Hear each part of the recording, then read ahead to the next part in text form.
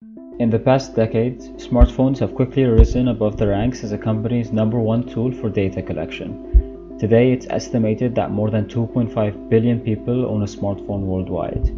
For many of us, our phones are the first thing that we see when we wake up and the last thing before we go to sleep.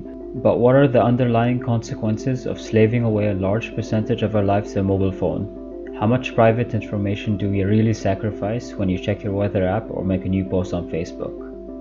The answer shouldn't be very surprising.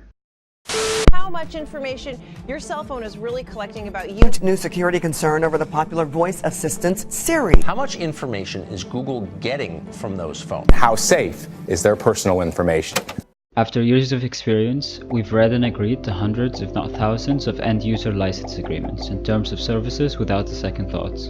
But more often than not, we give the apps that we install much more information than we anticipate.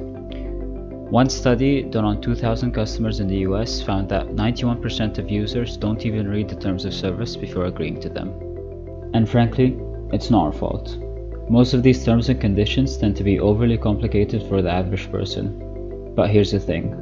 Most companies do this on purpose.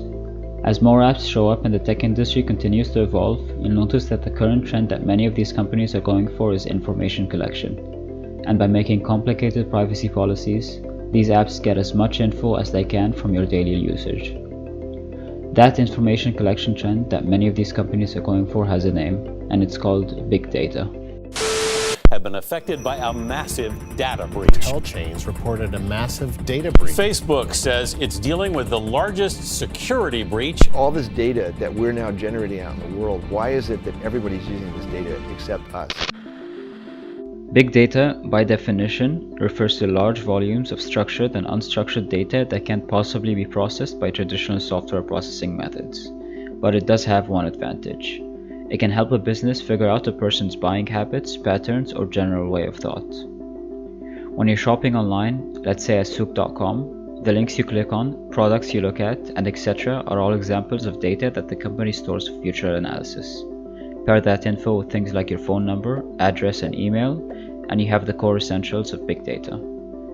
Big data has made a home for itself, especially in social media apps like Instagram and Facebook, while billions of monthly active users flood the apps with likes, shares, messages, and more that can all be used to influence buying decisions.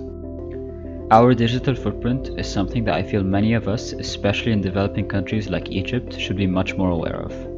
When you visit a website or download an app, you should at least understand the sheer amount of data that it could possibly pull from you, and at least be in control of what private information you want to be online. As tensions rise, more and more companies are being held responsible for the data they collect. If big names like TikTok, YouTube, and more can't be trusted with our data, then who can? The next time you visit an app or website, you need to ask yourself this: am I comfortable sharing my private information? In a world where everything and everyone is becoming connected, preventing your data from being collected by malicious apps is the best way to protect it.